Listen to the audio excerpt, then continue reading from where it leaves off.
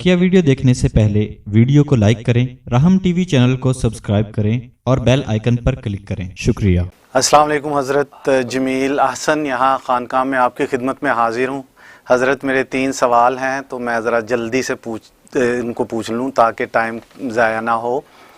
हज़रत पहला सवाल ये है कि प्रोग्राम के पहले सेगमेंट में आपने फरमाया कि हज़रत उमर के दौर में बनी इसराइल के एक जो उनकी वो थी तरतीब के वो अपने रिश्तेदारों रसूलों के रिश्तेदारों के हवाले से दुआ मांगते थे, तो हज़रत उमर के दौर में वो दुआ मांगी गई।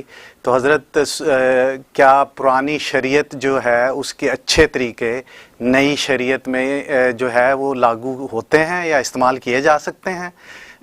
दूसरा सवाल हज़रत मेरा ये है कि 9 रबीउल अव्वल को मुझे बहुत प्यारा ख्वाब आया हज़रत, यहाँ जब हम आपकी खिदमत में हाजिर थे और ये दुरूदो सलाम की महफ़िल थी।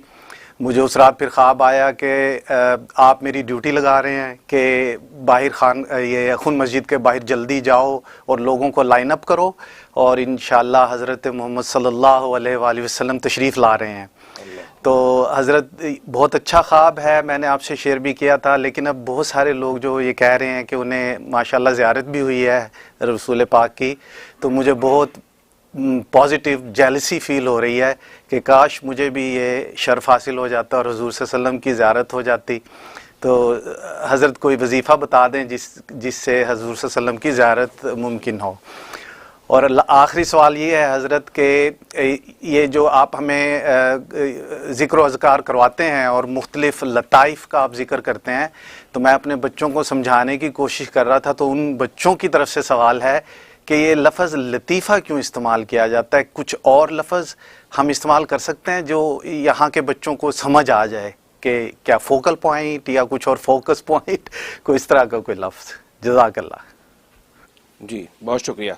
माशाअल्लाह जमील अहसन साहब हमारे खानकाह में तशरीफ़ लाए हैं। अल्लाह ताला आपकी मोहब्बत को कबूल फरमाए। जहाँ तक पहले सवाल का आपका ताल्लुक़ है, तो बिल्कुल पहली शरीयतों की जो उम्दा और अच्छी चीज़ें हैं वो तो नबी पाक सल्लल्लाहु अलैहि वसल्लम ने ख़ुद भी आगे लीं, और फिर सहाबा इकराम का ये वाक़या जो आपने देखा कि हज़रत काब ने बताया तो उनको लिया गया। तो उसमें कोई मज़ाक़ा नहीं है कि जब पहली शरीयतों की अच्छी चीज़ें जो हमारी शरीयत से टकराती नहीं हैं तो वो जो है मुतसादिम नहीं है, तो बिल्कुल उसको लिया जा सकता है, उस पर अमल करने में कोई मज़ाक़ा नहीं है। तो बिल्कुल यहाँ ये वाक़या वसीले के ज़रिए से दुआ करने का तो वो जो है हज़रत उमर रज़ी अल्लाह ने की, और ये बुखारी की हदीस है।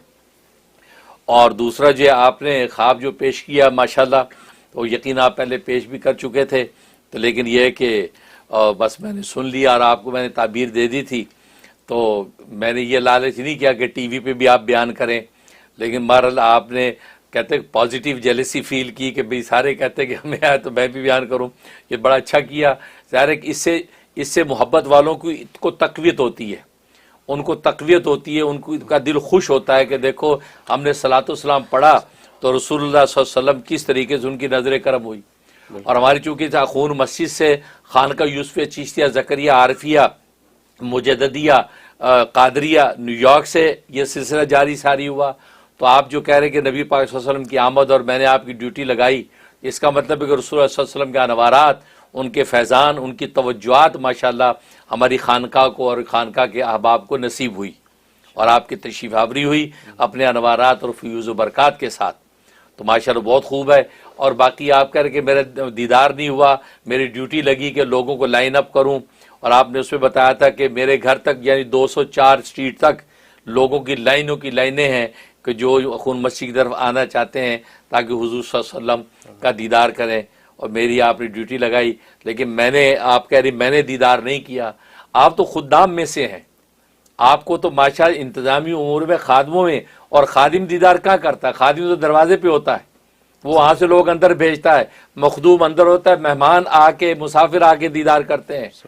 तो खादिम हालांकि बज़ाहिर दीदार नहीं कर रहा, बाहर खड़ा इंतज़ामी चीज़ें संभाल रहा है, लेकिन वो सबसे ज़्यादा करीब है मखदूम के, क्योंकि सारे इंतजाम संभाल रहा है, बारी पर लोगों को अंदर भेज रहा है। लिहाजा आप दिल छोटा ना करें, आप तो उस दीदार के मामले मरहले से ऊपर के मरहले पर हैं। माशाअल्लाह ये अल्लाह की लुत्फ़ इनायत है कि अल्लाह ने आपको उस मरहले से ऊपर मरहले पर रखा।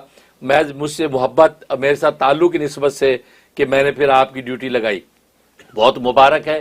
اور باقی فزیکلی دیدار ظاہر ہے کہ خدام کو کیوں نہیں ہوگا، بالکل ہوگا، آپ کو انشاءاللہ دیدار نصیب ہوگا۔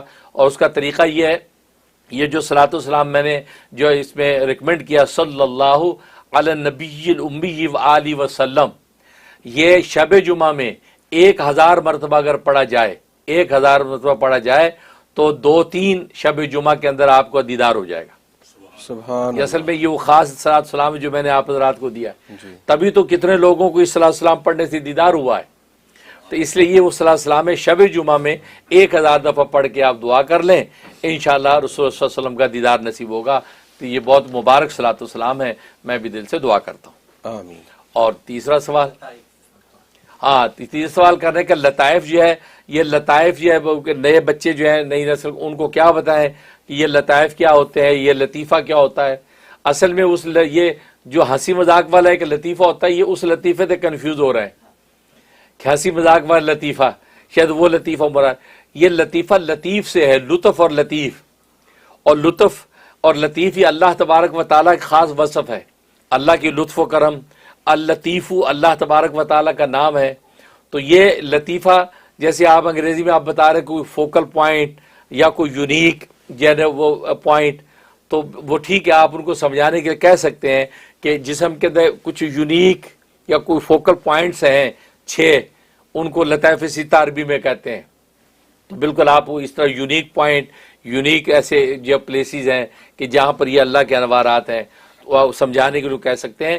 ورنہ یہ لطیف جو ہے وہ اس سے ہے، اللہ کے لطف و کرم سے ہے کہ اللہ نے اپنی ایک، اس کو باریک بینی بھی کہتے ہیں کیونکہ لطیف کا معنی باریک بین، تو یہ لطیف وہ بھی ہوتا ہے۔ تو ایک ایسی لطیف باریک بین چیز ہے، مقام ہے جہاں اللہ تبارک و تعالیٰ نے یہ چیز رکھی ہیں۔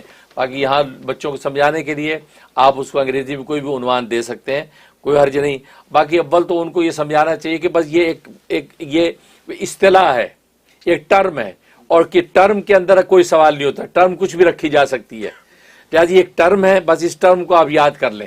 لہٰذا اس ٹرم کی حقیقت کیا، وہ یہ ہے کہ وہ اللہ کا نور ہے بس۔ اب لہٰذا ٹرمز مختلف ہوتی ہے، ٹرمز کے اندر ڈکشنری نہیں چلتی، آپ کہیں جی یہ کیا ٹرم رکھ دی بھائی، کوئی بھی ٹرم رکھی جا سکتی ہے۔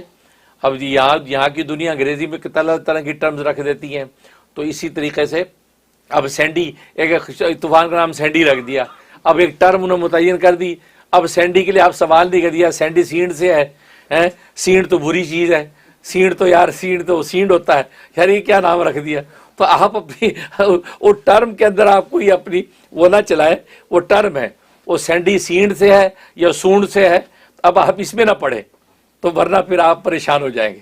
تو یہ ہے حضرت، بعض حضرات نے یہ لطائف کو اس طرح ایکسپلین کرنے کی کوشش کی ہے کہ جیسے جسم ہوتا ہے اس کے آرگنز ہوتے ہیں، ایسے ہی لطائف روح کے آرگنز ہیں۔ تو حضرت اس کے بارے میں آپ روشنی ڈال دیں کہ اگر اس کو اس طرح سمجھیں۔ ڈاکٹر فیصل جیسے بتا رہے ہیں کہ بعض لوگوں نے کہا کہ جیسے جسم کے آرگنز ہوتے ہیں تو وہ آرگنز ہوتے ہیں تو ان آرگنز کے حساب سے پورا جسم کا نظام چلتا ہے، تو کوئی آرگن سٹرونگ ہے تو آپ کی صحت سٹرونگ ہے، کمزور ہے تو صحت کمزور ہے، اگر سارے آرگنز آپ کے ڈیمیج ہو گئے تو موت ہو گئی۔